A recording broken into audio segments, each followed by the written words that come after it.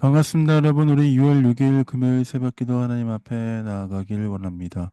역대상 9장 1절부터 34절까지 말씀을 가지고 하나님 나라로 향하는 첫걸음이란 제목으로 말씀 나누겠습니다.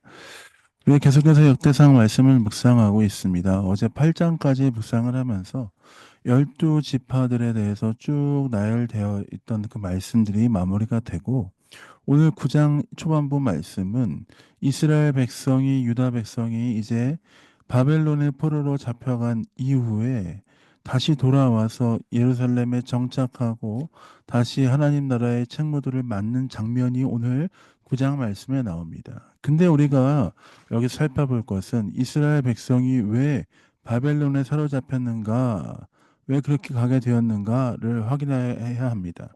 1절 말씀입니다. 온 이스라엘이 그 계보대로 계수되어 그들은 이스라엘 왕조 실록에 기록되니라. 유다가 범죄함으로 말미암아 바벨론으로 사로잡혀 갔더니, 어떻습니까? 유다가 범죄하여서 그들은 바벨론으로 사로잡혀 갔다라고 말씀하십니다.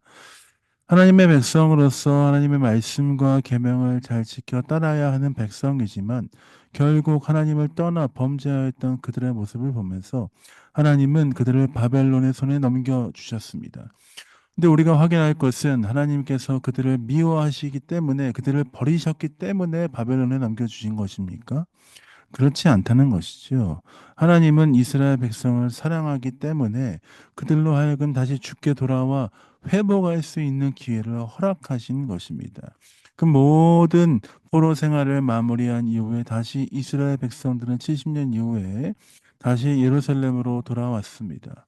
10절입니다. 제사장 중에는 여다야와 여호야립과 야긴과 하나님의 성전을 맡은 자 아사랴니, 그는 힐기야의 아들이요 무슬람의 손자요 사독의 증손이요 무라요의 현손이요 아이드의 오대손이며, 그들은 예루살렘으로 돌아와서 다시 제사장의 책무를 맡게 되었습니다.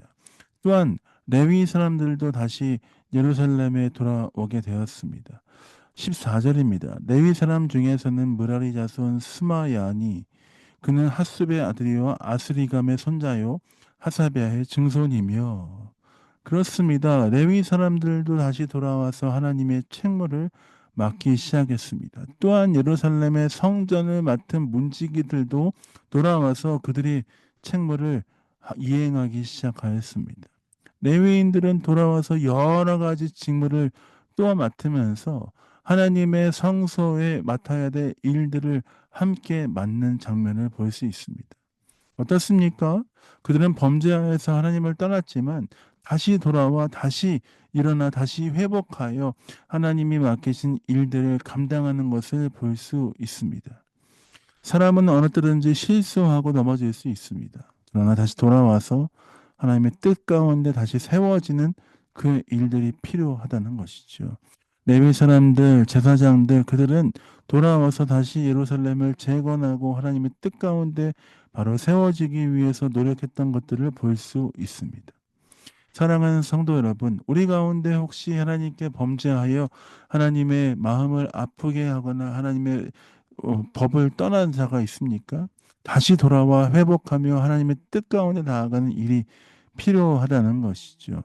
늦었다고 생각하지만 그때가 가장 빠른 때이며, 하나님의 일들을 맡음에 감사하며 그 일들을 감당하는 성도의 삶이 되어야 할 줄 믿습니다.